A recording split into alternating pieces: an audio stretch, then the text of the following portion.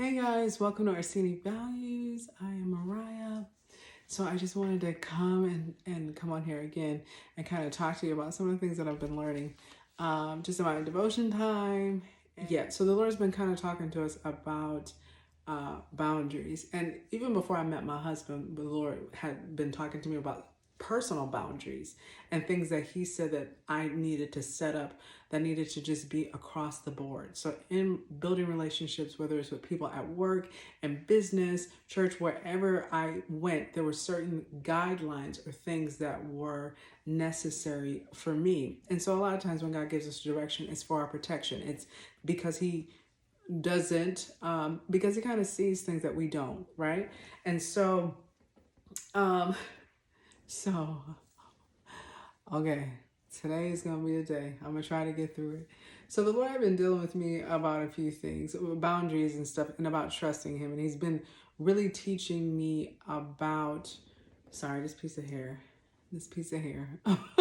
He keeps teaching me about really trusting him and listening to him. So a lot of times with me, when I meet people or whatever, I tend to be skeptical of people. It's just sometimes, I don't know if you're like me, where you're sometimes just like that, but I can be really skeptical. But then there are times where I will feel something or discern something and I think, oh, I'm just tripping or it's me, but the Lord is actually showing me things. And a lot of times the Lord will show us or warn us about things way in advance. For me anyways, that's what happens, because sometimes if you are going by what you see, there's no evidence of what you're hearing. And so the Lord will say something to me in advance. And here's the thing, that was my prayer. Lord, let me know in advance what time it was when somebody was coming my way, or there was something I needed to prepare for or know of in advance. So it's because I thought safety for my family, I thought safety for me, but I'm like, I want to be prepared so I can respond the right way, because how we respond is very important. And so he's kind of been teaching me about spiritual strategy in general. So a spiritual strategy pretty much went in hand, like spiritual strategy in the midst of something, right?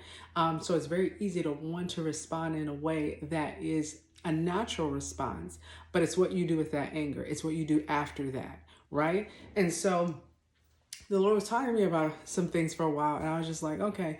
And then I would see things and experiencing things, and I'm like, no, it couldn't be. It couldn't be, because I'm just like, but this is not what I'm looking at. And the Bible talks about not being moved by what you see. And so in a previous video, I talked about how I am in a new season, and how in this new season, when God says, I'm doing a new thing, it's because it's new, like it has not been done before.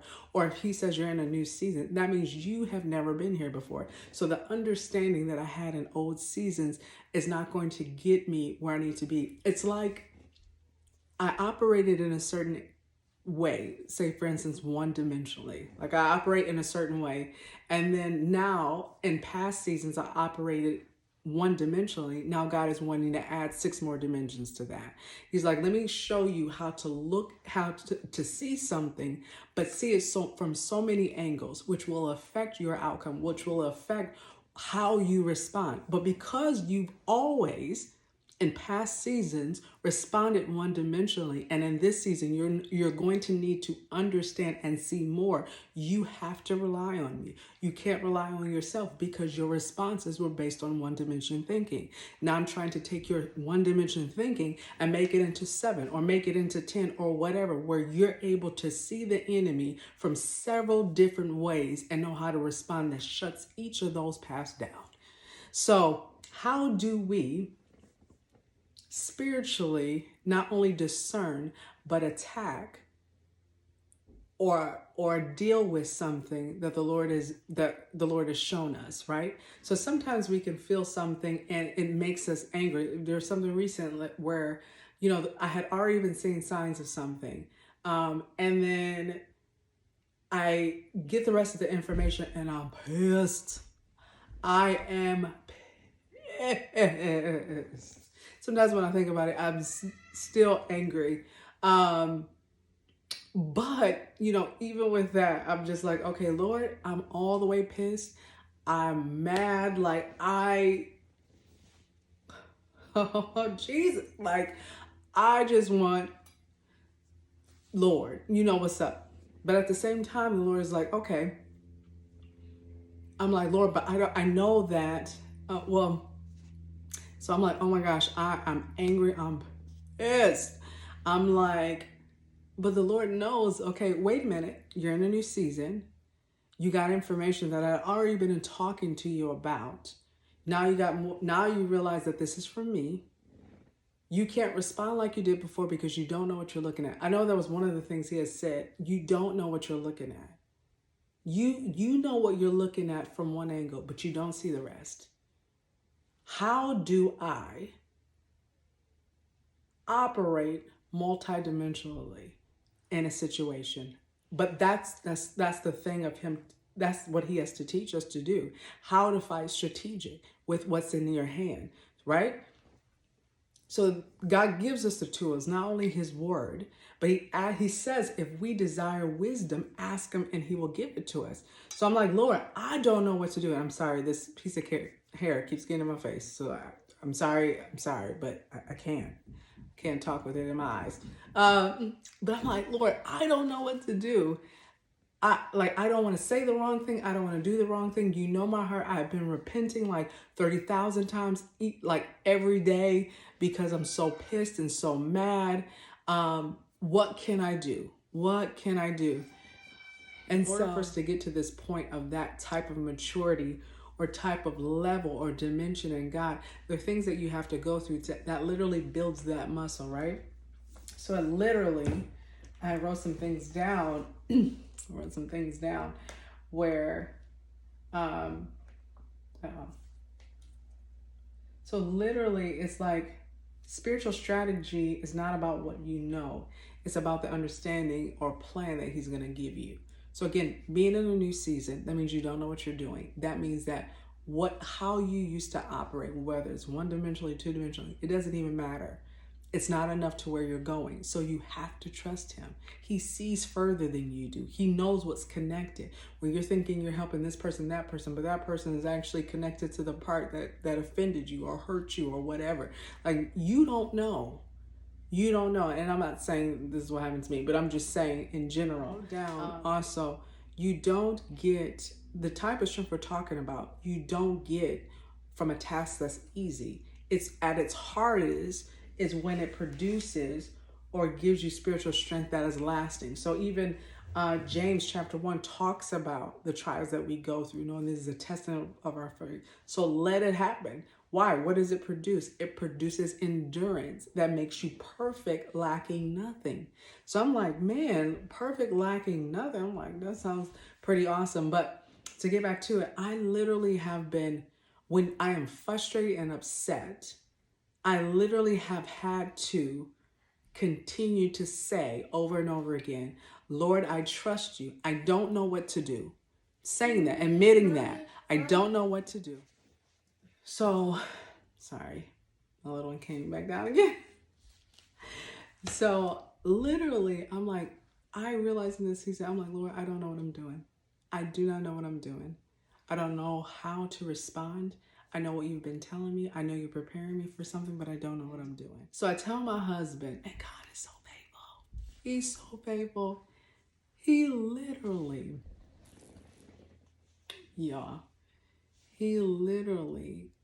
what information my husband gives me is literally the smartest, wisest, but spiritual information on how to handle it and how to move forward, and then outlook to look at it, where I just felt so safe and secure in the knowledge that my husband had, because I had been saved longer than him. And sometimes you just wonder, but he reads the Bible for himself. He looks up stuff himself. He has his own relationship with God.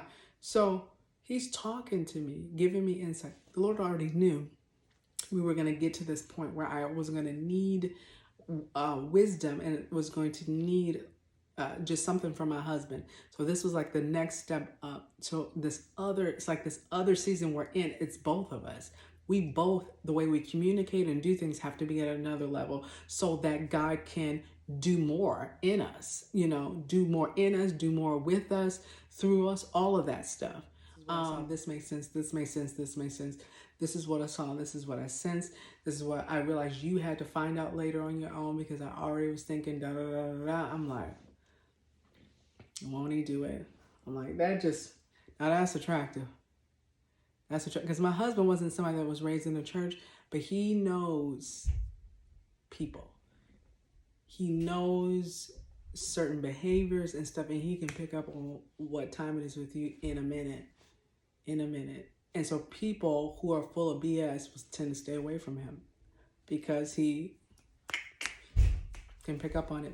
So he's like talking to me, he's asking me what I want to do. I'm like, okay, we can pray about it. So here we're able to have that type of closeness where we're able to be together and pray about it, to, agree, in the spirit.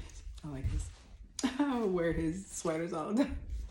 But to be able to agree and talk about that thing and pray about that thing. So sometimes I still just don't know what to do. So I just continue to ask God just to give me wisdom in what to do, how to respond, when not to respond, when not to say anything or do anything,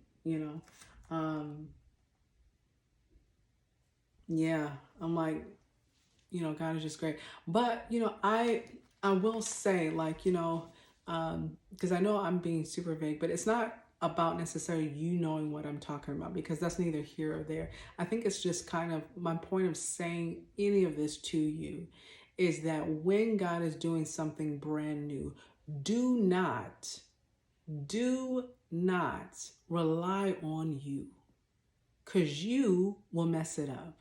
You will put your foot so far in your mouth, you won't be able to get it out. Whatever he has for you, you don't want to forfeit that because you went off of your leading instead of his leading. If he's trying to, and then sometimes it's easy to want to jump out of something, to want to run away, do something different. And no, you have to be there. You have to be there because God is doing something. And it's not even the faces of people. It's like what God is doing in you. If he said you're going to be like this, well, there requires certain trainings that you have to go through. There's certain rings you have to get into to get that stamina and momentum and wisdom. So when you're getting to what you've seen, whether you've heard a word from the Lord showed you something in a dream or vision or whatever the case is, because the Lord has shown me things in visions and dreams before, but I wasn't who I was now. I mean, I see myself being on the path because I see that I'm changing and things like that. But this is the dimensional thing that I want to hone in on for a second. How amazing is it to know what your enemy is planning, like 7 to 10 steps ahead, and you're 7 to 10 steps ahead of them? How amazing is that? I'm like, Lord, I don't want to think like I did before. I can't afford it. Because here's the thing. It's not like, oh, you're in it. If this is a new season for you, honey, you're in it. There are things that are more conniving in their season. But there's better blessings. There's an increase in knowledge. There's an increase in wisdom. Whatever wisdom we ask for, he will give it to us. So the enemy's not going to leave you alone because you're at a higher dimension. No, he's going to come after you more. But God is exposing more. I'm like, Lord, I want to know what it is when I'm dealing with people, when I'm talking to people. I don't give a care who they are. I don't give a care what kind of abilities they have and charisma and gifts, talent, whatever. It doesn't even matter. God is so multi-dimensional that how he is going to have us speak, understand, operate is also multidimensional. So what I used to do is not enough. My old understanding is not enough. My old way of doing things is not enough. My future is too important to play with that, to take a chance on betting on me. As much as I love myself, I can't bet on me to get it right because I've never been here before. How am I going to lead myself? It's like getting a tour guide and they've never been around where you're trying to go. Why would you pay money for somebody who don't know where they're going? That don't even make sense. The Lord is the author and the finisher of my faith. He knows my end from my beginning. He knows everything about me. And not just that, but he knows the plans of the enemy. So if he is saying something, listen. And I'm like, Lord, I want to make sure I don't miss it. I want to make sure I can hear your voice. I want to make sure that I'm able to do what you want me to do in the season. I don't want to miss it. I can't afford to miss it. I can't afford to miss it. I don't want to miss it. Jesus being fans. Jesus being brake light. When I just want to go and get him. Jesus be that brake light. When I want to go and get him. So a lot of times we don't know what we're looking at. We don't. You think you do, but you don't. You have to get understanding. You have to stop for a minute. And sometimes it's exactly what we know it is. But how we should respond sometimes is different than what we want to. When we want to be loud and he wants us to be quiet because he's working on our behalf and he doesn't need you. He's a master wordsmith. He's a master creator. Honey, he don't need you. You're creative. He created you. He knows you're creative. He created you. You can't do it better than him. I'm learning that. It's like I know that, but then I forget, like, you can't do it better than him. He's got you. You keep trusting him. You keep watching him work on your behalf. You keep watching him work on others' behalf. Just keep praying, making sure that your heart doesn't harden, making sure that you don't get into, making sure that you don't get into a point where you are just completely full of anger. You know what I'm saying? Because that's what the enemy wants. I want God to be able to trust me with information, but then I also make good decisions with that information, because guess what? Then he can give me more information. Then he can tell me more things in advance. If I'm popping off at the mouth every time he tells me something in advance, why would he keep telling me things in advance? You know what I'm saying? And sometimes we got to trust him to the last second, and he won't even tell us until right before. A person in a blue shirt is going to say this and that. They're a liar. I never spoke to him. All of a sudden, but it's like right before, like 2 minutes before, and then you see this person with the blue shirt talking to you, and you're like, oh my gosh, I already know that this word they're giving me or what they're saying is bullcrap because the Lord just told me, but trusting in him, because sometimes he'll tell you way in advance. Sometimes it's like right up to the second. So I'm like, okay, I gotta trust him, because it is hard to do sometimes. But anyways, going through something, whether you're coming out of something, getting ready to go into something, or in something right now, that is just so important to just trust God. Whatever he's doing, whatever he's telling you to do, and you don't understand it, you don't have the capacity to understand a lifetime of information. That's why he gives it to us in pieces and seasons, because it's too much for us. That can you be trusted? Are you a good steward of information? Not just things, but information. Are you obedient when you get the information? That's important too. So anyways, love you guys. Like and subscribe. Definitely watch our videos as we continue to do more. And tell your friends and your family.